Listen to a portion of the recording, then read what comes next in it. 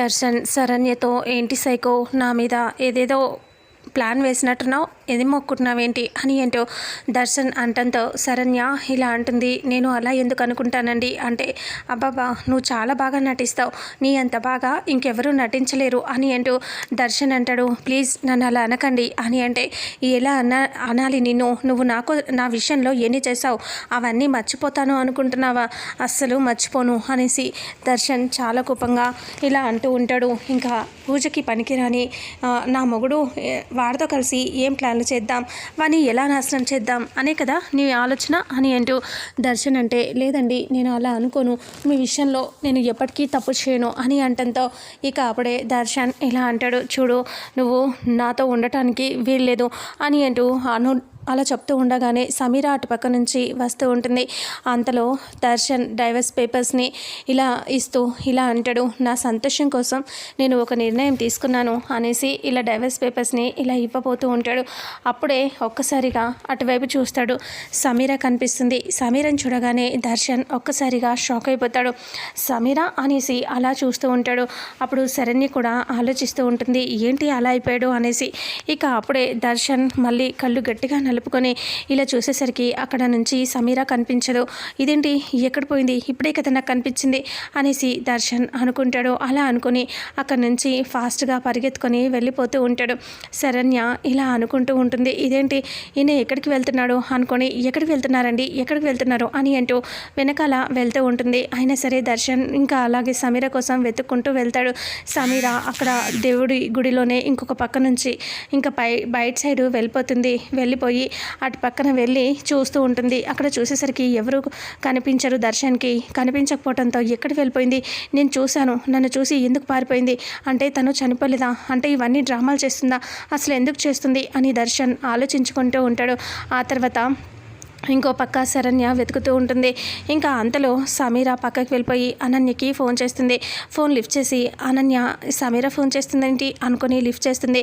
చెప్పు సమీర ఎందుకు ఫోన్ చేస్తావు ఈ టైంలో అని అంటంతో నన్ను దర్శన్ చూసేశాడు అని చెప్పడంతో నువ్వు ఎక్కడున్నావు, దర్శన్ నేను చూడటం ఏంటి అని అనన్య అంటే ఈరోజు పండగ కదా అందుకనే గుడికి వచ్చాను, దర్శన్ బాగుండాలని కోరుకుందామని వచ్చాను, కానీ ఇలా జరిగింది, దర్శన్ నన్ను చూసేశాడు అని అంటే ఒక 1 వీక్ హౌస్ అరెస్ట్లో ఉండలేకపోయావా, నీకోసమే కదా నేను ఇదంతా చేస్తుంది, ఇలా చేసావు, సరైన విషయంలో అన్నీ నమ్మించాను, అన్నీ తనకి తప్పుడుగా ప్రచారం చేసి తనని మొత్తం బ్యాడ్ చేసేసి ఇంట్లో నుంచి కూడా పంపించేశాను. ఇంకా కొద్ది రోజులైతే దానికి దర్శన్ విడాకులు కూడా ఇచ్చేస్తాడు, ఆ తర్వాత నువ్వు కనిపించినా ఏం కాదు అని చెప్పాను, నీకు పెళ్లి చేస్తానని కూడా చెప్పాను, అసలు బుద్ధి లేకుండా ఎందుకు వచ్చావు అనేసి తిడుతూ ఉంటుంది. ఇక అప్పుడే అది కాదు అనన్య అనుకోకుండా ఇలా వచ్చాను అంటే ఏంటి వచ్చేది, అసలు డైరెక్ట్గా దర్శన్కే కనిపించేశావు, ఇంకేం చేస్తావు అని తిడుతూ ఉంటుంది. ఒళ్ళు దగ్గర పెట్టుకొని ఉండాలి అనేసి మళ్ళీ ఇలా అంటుంది అనన్య. ఇదంతా ఎందుకు అంటున్నానంటే నీకోసమే కదా, నీకు మంచి చేయాలనే కదా నేను ఇలా చేస్తున్నాను అని అనన్య అంటుంది. అప్పుడు సరే వెంటనే ఎవరికి కనిపించకుండా అక్కడ నుంచి వెళ్ళిపో, దర్శన్కి అసలుకి కనిపించొద్దు అనేసి చెప్తే సరే అని చెప్పేసి సమీర వెళ్ళిపోతుంది. ఇంకా అప్పుడే అనన్య అలా మాట్లాడి ముందుకు వెళ్ళిపోదామంటే ఆనంద చూస్తుంది. అనన్య ముందుకు వచ్చి అలా నిలబడుతూ ఉంటే అనన్య టెన్షన్ పట్టిపోతూ చెమటలు కూడా పట్టేస్తూ ఉంటాయి. ఇంకా అప్పుడే ఆనంద ఎవరి కుంప ముంచబోతున్నావు, ఏం చేస్తున్నావు, ఎవరికి తొందరగా వెళ్ళిపోవని చెప్తున్నావు, ఎవరిని కనిపించకుండా వెళ్ళిపోమని చెప్తున్నావు చెప్పు అని అంటూ గట్టిగా అంటుంది. అప్పుడే ఆనంద అలా అడుగుతూ ఉంటే టెన్షన్ పడుతూ చెమటలు తుడుచుకుంటూ అనన్య ఇలా అంటూ ఉంటుంది. అది అత్తయ్య గారు అని అంటూ ఉంటే చెప్పు ఎవరి కుంప ముంచుతున్నావు అంటే ఏం లేదు మేము గుడికి వచ్చామని మా ఫ్రెండ్ కూడా వస్తానని చెప్పింది, వద్దు మేము వెళ్ళిపోతున్నాము ఎండగా ఉంది కదా నువ్వేం రాకు అని చెప్తున్నాను నేను అంతే అనేసి అనన్య అంటే నీ మాటలో ఇప్పుడు చెప్పే ఈ మాటలో కూడా అబద్ధమే ఉంది, నువ్వు ఎప్పుడు అబద్ధాలే ఆడతావు, ప్రతిదీ అబద్ధమే, నువ్వు చేసేవన్నీ తప్పులే అని ఆనంద తిడుతూ ఉంటుంది. ఇక అప్పుడే ఆనంద అలా తిడుతూ ఉంటే అనన్య టెన్షన్గా చూస్తూ ఉంటుంది. చెప్పు ఏం చేస్తున్నావు, నువ్వు ఏం చేసినా ఏం ప్లాన్లు వేసినా శరణ్యని నాశనం చేయడానికే చేస్తూ ఉంటావన్న సంగతి నాకు తెలుసు, చెప్పవే ఏం చేస్తున్నావు చెప్పు అని అంటూ అడిగితే అప్పుడు అనన్య లేదు నేనేం చేయట్లేదు అత్తయ్య గారు నిజంగా చెప్తున్నాను అనేసి అక్కడి నుంచి ఇంకా వెళ్ళిపోతే ఆనంద అంటుంది. చూడు నా కోడలి విషయంలో నువ్వు ఇంకేమైనా చేయాలి అంటే మాత్రం అసలు ఊరుకోను అని ఆనంద అంటుంది.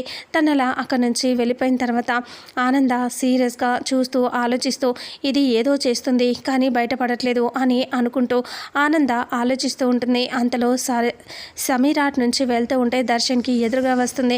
దర్శన్ చూసి ఒక్కసారిగా సమీరని చూసి సమీర అని అంటే సమీర టెన్షన్ పడుతూ దర్శన్ని చూస్తూ ఉంటుంది. ఏం చేస్తున్నావు సమీర? నువ్వు చచ్చిపోలేదా? మరి ఎందుకు చచ్చిపోయినట్టుగా డ్రామాలు చేసావు? ఏం చేస్తున్నావు సమీర అని అంటే అది దర్శన్ అని అంటూ ఉంటే లాగి ఒకటి కొడతాడు. కొట్టేసరికి సమీర చూస్తూ ఉంటుంది. ఏంటి, ఎందుకు డ్రామా చేసావు? నువ్వు చచ్చిపోయినట్టుగా ఎందుకు నన్ను నమ్మించాలని చూసావు? చెప్పు, ఎందుకు చేసావు ఇదంతా? ఎవరు నీ చేత డ్రామాలు వేయిస్తున్నారో చెప్పు అని అంటూ గట్టిగా అరవడంతో అప్పుడే సమీర ఇలా అంటుంది. లేదు దర్శన్, నేను డ్రామాలు వేయట్లేదు, నేను కావాలని చేయలేదు దర్శన్ అని అంటూ ఉంటే ఏంటి కావాలని చేయలేదు అంటే నమ్ముతానా? మరి ఎందుకు ఇదంతా చచ్చాను అది ఇదని చెప్పి నాటకాలు వేశావు? నేను ఎంత బాధపడ్డానో తెలుసా అని అంటూ తిడుతూ ఉంటే అప్పుడే సమీర నీకోసమే నేను అలా చేశాను దర్శన్ అంటే నా కోసం ఏం చేసావు అని అంటే అదే దర్శన్, నువ్వు సంతోషంగా ఉండాలని శరణ్య మెల్లో ఆల్రెడీ తాళి కట్టేశావు కదా, అందుకనే ఈ సమీర అడ్డు రాకూడదు అనుకుంది. నువ్వు సంతోషంగా ఉంటే చాలు అనుకుంది. నేను ఉన్నాను అని తెలిస్తే నన్ను మోసం చేశానని, నన్ను వదిలేశానని నువ్వు బాధపడతావు కదా, అందుకనే నేను చచ్చినట్టుగా నటించాను. నువ్వు సంతోషంగా ఉండటం కోసమే ఇదంతా చేశాను అని సమీర చెప్పగానే నమ్మేస్తాడు దర్శన్. అవునా, నా కోసం నువ్వు ఇంత ఆలోచించావా? నన్ను క్షమించు సమీర అనేసి దగ్గరికి తీసుకుంటాడు. నువ్వు నా కోసం ఆలోచించావని తెలియక నేను కొట్టాను అనేసి క్షమించమని చెప్పి హక్ చేసుకుంటాడు. నేను ఎంత కంగారు పడుతున్నానో తెలుసా? నీవు లేకుండా నేను ఎంత బాధపడుతున్నానో, ఎంత నరకం చూస్తున్నానో తెలుసా సమీర? నువ్వు లేకుండా నేను ఉండలేను సమీర, నువ్వు నాకు కావాలి అని అంటూ దర్శన్ చెప్తూ ఉంటాడు. ఇక ఆ తర్వాత శరణ్య అలా అటుపక్క నుంచి వెతుక్కుంటూ వస్తుంది దర్శన్ని. ఆనంద ఎదురుగా వస్తుంది. ఈ శరణ్య ఎక్కడికి వెళ్తున్నావు? దర్శన్ ఎక్కడా అంటే ఇందాకనే ఇటుపక్క వచ్చాడు అత్తయ్య గారు అని అంటూ శరణ్య చెప్తుంది. అవునా, ఇటుపక్క ఎక్కడ వస్తాడమ్మా? ఏదో పనుందని చెప్పాడు కదా, వెళ్ళిపోయి ఉంటాడులే, పద అని చెప్పేసి ఆనంద అంటుంది. అలా అనేసరికి లేదత్తయ్య గారు ఆయన ఇక్కడే వచ్చారు అని అంటూ చెప్తూ ఉండగానే ఆయన నువ్వు పూజ కోసం అని చెప్పగానే వచ్చావు చూడు, అందుకు నాకు చాలా సంతోషంగా ఉందమ్మా అని ఆనంద అంటూ ఉంటుంది. సడన్గా ఇటువైపు తిరిగి చూస్తుంది ఆనంద. చూసేసరికి ఇంకా అప్పుడే సమీర దర్శన్ని హక్ చేసుకొని కనిపిస్తుంది. అది చూసి ఆనందకి చాలా కోపం వచ్చేస్తుంది. అప్పుడే శరణ్య ఎక్కడో చూసేస్తుందో అని చెప్పి టెన్షన్ పడుతూ చూస్తూ ఉంటుంది.